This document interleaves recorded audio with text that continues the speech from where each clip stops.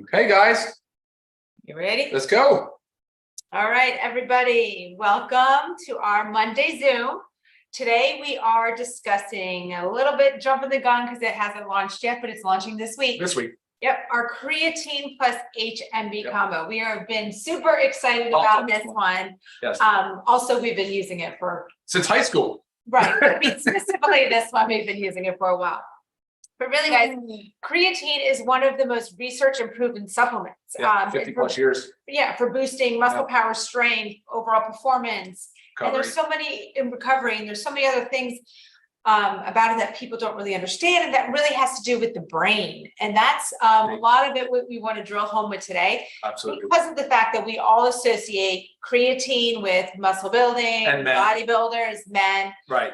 So we're gonna bash a little, not bash, but we're gonna uncover a little bit of those stigmas because it is not just for men. I have been taking it myself for a very long time. It is so crucial to your health. I mean, the studies are there, 50 plus years that that creatine is 100% effective. I mean, this is legit. Like we all need to be taking this every single day. Hundreds of studies. And then we've also added HMB. So Ryan's going to go into the science behind it all, and then I'll probably interrupt when he starts to get a little too that's awesome. Yeah, you're right on the money. And both of these, the creatine and the HMB, are just derivatives or metabolites of other amino acids. So for creatine, creatine is a naturally occurring non-essential amino acid. It's a derivative of other amino acids. So our body does make it on its own somewhat. So like our body on average needs 1 to 3 grams roughly of creatine a day just to function. And so half of that comes from diet though, but dietary sources are somewhat limited. We can only find it in red meat, seafood, really those 2 main categories. So vegetarians, of course, don't get enough typically creatine. And then the rest of it the body can make on its own by breaking down tissues and freeing it up and making creatine. So by the liver and the kidneys. But yeah, and because of that though, creatine has played such an important role in our smooth muscle, so in our skeletal muscle and high energy demand centers like our brain and our heart. And so, like Lisa said, 50 plus years, hundreds of studies, and there's 100% it works. And so why are not more people not taking it? Do you have a good answer to that? Right. I mean, I know a lot of people are, don't get me wrong. No, I really. Very popular in the bodybuilding, weightlifting. But I think outside of that, why they don't is just because of that stigma. We think like, oh, it's just for bodybuilding, it's just for men. And this whole thing of it causes you to gain weight, which we're also going to debunk that too. Yeah, totally. So listen to this real quick. And we'll talk about creatine first, then we'll talk about HMB. So if you think about creatine as a source of fuel, and it deposits in our tissue, so it's in our tissue. So an average person has about between 100 and 120 millimoles per kilogram, right? When you start supplementing with creatine, it can go as high as 160 millimoles per kilogram. And that's just the concentration in the tissue. So now you're talking about roughly a 30% plus increase in deposits, in stores of creatine. And that's a really important concept because people often think that like they need to take, and this is me, I feel kind of guilty for doing this, but I'll take it before a workout thinking it's fuel for my workout. That's not the truth. Right. Yeah, you can take it after. It's actually preferred to be taken after work. And we'll talk about that later on how to take. But so the benefits are though, not just for people, and Lisa wants to talk about this too, but not just for athletes. It is for everybody. It's for everybody because creatine being a major contributor of fuel for the cells and respiration, it's great for everything Lisa said. And now for brain health, I'm just so excited to have this product finally on the market for us. And a lot of it with brain health. So as with many things, unfortunately, things decline as we age. Oh, true. Things decline with also stressors. So if you think about like the creatine levels in our brain, even stressors of like lack of sleep, too much exercise, things like that can cause the depletion. So that's where the benefit of supplementing with creatine for the brain shows like increased cognitive function, improved memory, and then the extreme stressors, right? Injury, trauma, good point. Stuff like that is the same thing that also decreases the creatine, and studies are proven to help benefit the brain in these individuals. Yeah, I love the point you just made though. For people that have injuries, creatine has been shown to be extremely beneficial in the recovery of these injuries. So, I mean, obviously as athletes, we all get injuries, but people just in general are always dealing with pain and musculoskeletal related injuries. So creatine is an awesome tool for that as well. Right. Awesome. So we've got we've got muscle, energy, brain, recovery. Yeah. And I mean, so let's talk about how the mechanism of actions, because we know, let's debunk actually what the stigma of, we think it maybe causes us to gain weight or water retention, put it that way. Because you think, that's what creatine does. It brings water into the body. Through osmosis. But yeah, it's not, it does. It's not like an increasing water weight. This is into the cells. Well, it is, muscle but it is water weight. Actually, it's just into the skeletal muscle cell. Right. So we're not, it's not like we're pumping up fat cells or increasing the number of fat cells or anything like that. We're actually improving our body composition. If you ever hear us talk about how important body composition is, it's the most paramount thing you should be thinking about when you're working on your food, your nutrition, your exercise, and all of that. Right. And like speaking female specifically, we also hear a lot, I'm sure, and you think this too, but if you lift weights, sorry, our dog is having dreams. Yes, if you can hear him whimpering, that's a dream. Okay, so strength training can Depper. Good. Okay, strength training can cause us to bulk up. That's what we think. Okay, that is not true. Okay, it helps your body composition, as Ryan was just saying. And if the more muscle we have, the more we burn fat, the higher our metabolism. Correct. And this kind of goes with the same thing. It is literally allowing us, it's helping us to build muscle, to be more functional at what we're doing. Therefore, our body composition is changing, right? Our muscle mass is going up and our fat mass is going down. That's why we love to focus on the lean body mass. That's the goal here. So you just have to switch your mentality when you're thinking about it.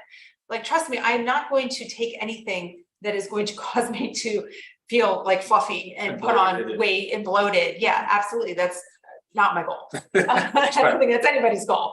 So just wanting you to know, again, this is not just for men. This is for across the board. And there's so many proven benefits of creatine and females. I mean, I'm telling you, you could, I hate saying Google it because you get too much nonsense in there, but I mean, right, like reliable, legit studies. And if you need help finding some of those, we can weed them out and use the sources that we use, but so many health benefits. And then I don't know if you want to talk about it now, HMB. Well, hold on. I wanted to highlight just a study, 12-week double blind. So there was a 12-week double blind placebo-controlled study, which is like the gold standard when you're talking about trials and studies, right? So in adults with sarcopenia, which we've talked about before, it's kind of sort of that skinny fat syndrome where people have a lack of muscle mass, but they don't really look like they're morbidly obese.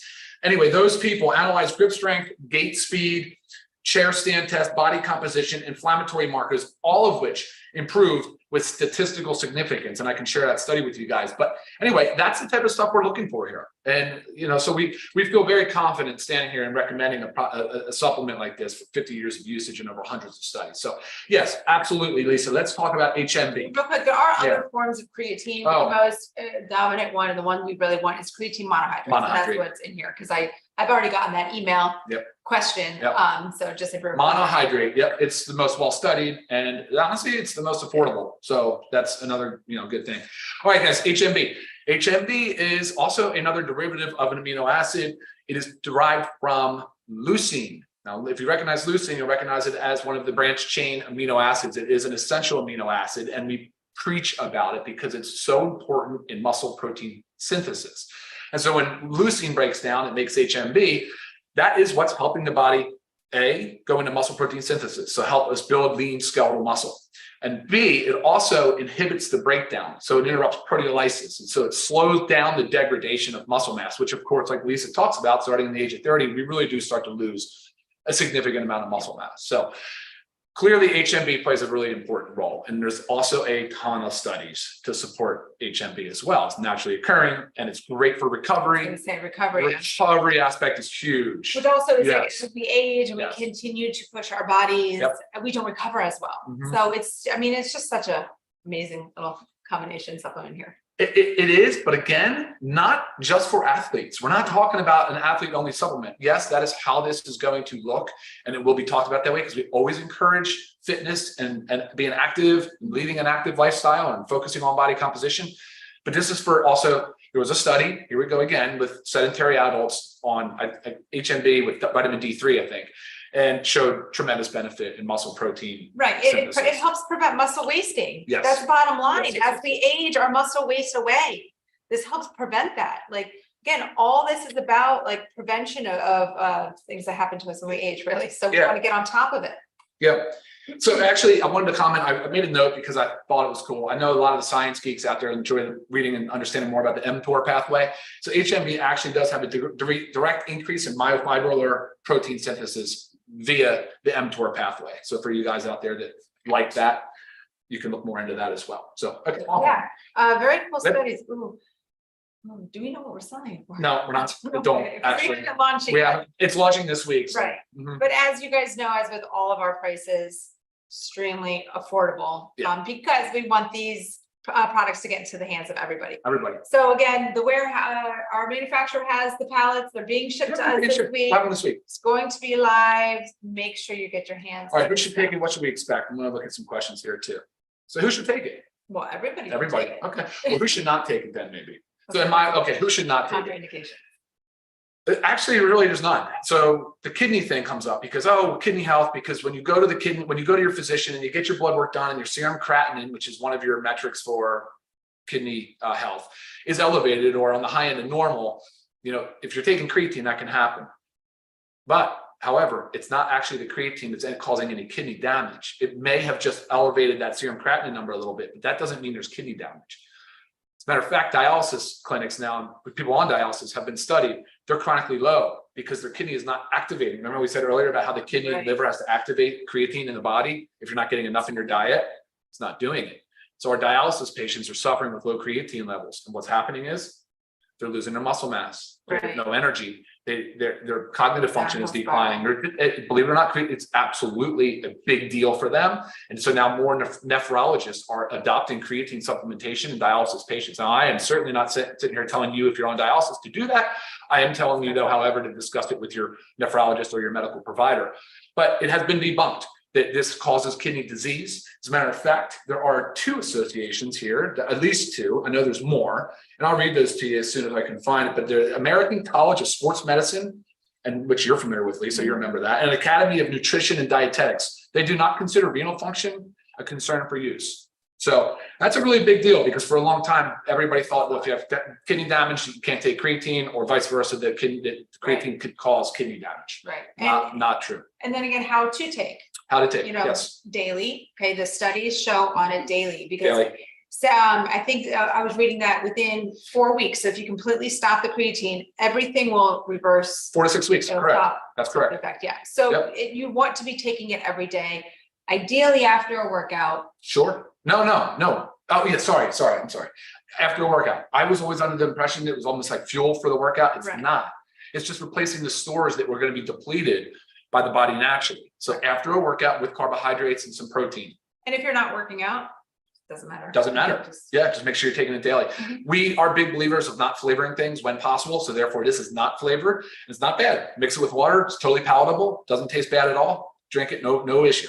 1 scoop. It's only 8 grams. It's literally just creatine and HMB. There's nothing else to it. I mean, that's what's amazing about this thing. So you guys will really appreciate that. Right. And there are some benefits, like that you can combine it with taking it with carbohydrates. So this is something too, like if you were taking it after a workout, I mean, you guys can throw it into your smoothie. Like sometimes it's like the combination of things, not having to mix. Yeah, that's how I'm doing. So many things. Absolutely. And also what to expect. You can expect an increase in lean muscle mass, stamina, endurance, performance in 4 weeks, actually, as early as 2 weeks. Just by supplementing with creatine. It is approved by the International Olympic Committee. It is not banned by the World Anti-Doping Agency. I mean, this is considered an approved performance enhancing 100%. Molecule. One of the studies I was reading that says with increase in strength by 10 to 15% in 4 weeks. That's really big. That is a very big deal. Really big deal. The studies all support this. The literature is there. So there's no reason to not start supplementing with your creatine HMB. Yeah, no doubt about it. No need for loading dose. So some people have discussed loading dose to get your saturation levels up or to reach your steady state concentration. Not necessary. You can do between 2 and 5 grams every day. And after about 4 weeks, you'll reach your steady state concentration. And then you're just in a maintenance phase. But you can do that same scoop. Depends a little bit on weight, but for average people, everybody's about 1 scoop a day. It's 5 grams of creatine monohydrate and 3 grams of beta hydroxy beta methylbutyrate. I don't know. Yeah, you can keep looking at that. Oh, also another study that showed that taking it with, so HMB and creatine if you take it, had additive effects. However, it was a study that showed HMB and D3, I think, had synergistic effects, which is a big deal on bone and muscle health. Looking at Right. questions. Hold on. 30 servings per container. Yeah, So 30 servings per question. container. Yep. This is nice. Mm-mm. Okay. That's not relevant to this discussion. Okay. I just made some simple notes that just kind of track on. We covered everything. Okay, we covered how to take daily, when do you take it? I already said you can put it in with the protein powder in a smoothie, 100%. Yeah, that was the other questions that are not relevant to what we're talking about now, guys. You always email me, but when we do these product Zooms, we only answer the questions that pertain to the Zoom. So always email me and check out the YouTube page too, because I'm seeing some of these questions here about other products. Watch the product video. They're all out there. Right? Yes, absolutely. All right. Anything else? No, I think we covered everything. It's All right right. on 15 minutes. That's always our goal. But with a new product launch comes so much excitement, guys. We're pumped to have this. I've been, like I said, since high school, been using creatine.